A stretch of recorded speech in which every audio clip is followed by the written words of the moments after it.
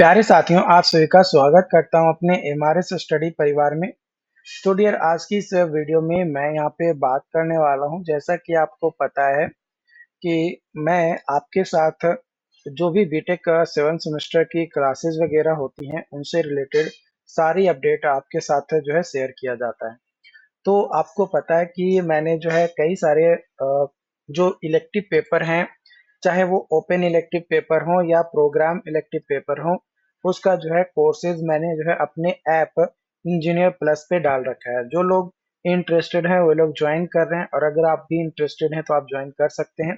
तो यहाँ पे एक ओपन इलेक्टिव पेपर जो है लिया गया है, जो कि साइबर लॉ एंड इथिक्स है। क्या है?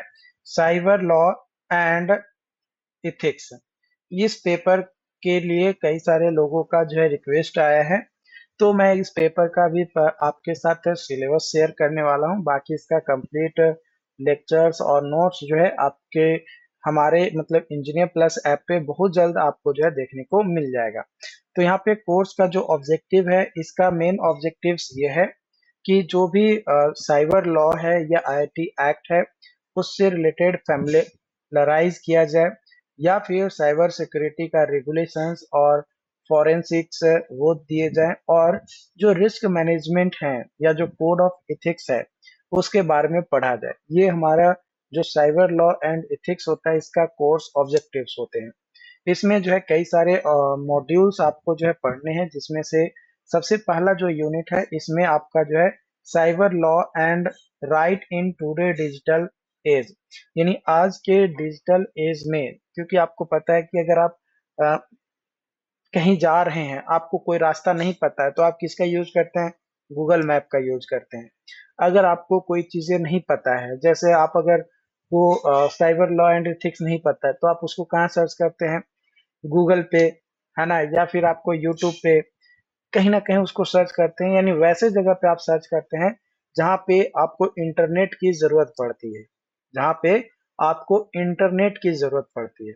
तो जब इंटरनेट की जरूरत पड़ रही है और आप उसको यूज कर रहे हैं, तो वो डिजिटल एज आ गया। तो डिजिटल एज में साइबर लॉ और राइट्स उसके क्या हैं वो पढ़ने हैं। उसके अलावा इंफॉर्मेशन वेलफेयर, मतलब किस तरीके का इंफॉर्मेशन आपके लिए सही है ना? कौन सा इंफॉर्मेशन क्राइम वाली है, कौन सा इंफॉर्मेशन टेररिज्म है, मतलब अपराध किस तरीके का है, क्या चीजें आप करेंगे तो सरकार के लिए हानिकारक हो सकता है, आपके लिए हानिकारक हो सकता है, और अगर आपको इंफॉर्मेशन मिल रही है तो आप उसको कैसे डिस्ट्रॉय कर सकते हैं, कैसे उसको डिनाई कर सकते हैं, है ना? उसको डिस्टॉर्शंस कैसे कर सकते हैं, फैब्रिकेशंस कैसे कर सकते हैं।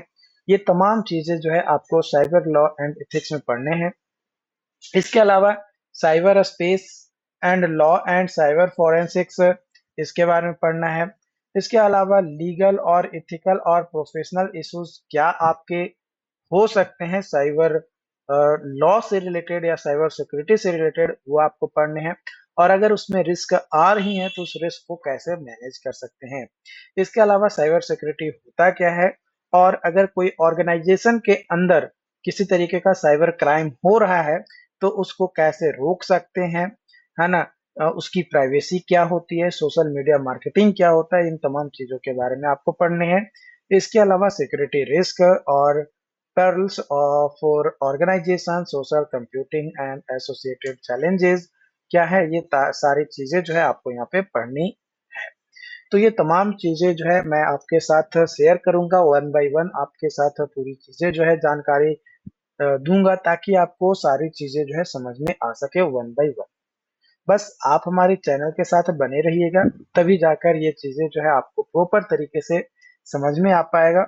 और अगर वीडियो में कहीं पे भी किसी भी पॉइंट्स में आपको लगता है कि नहीं हमें सवाल पूछना चाहिए, तो आप बिंदास होकर मतलब बिना हेजिटेशन के आप जो है सवाल पूछ सकते हैं। डेफिनेटली आपके हर सवाल का जवाब हम और हमारी टीम पूरी तरीके से देने की पूरी कोशिश करेगी।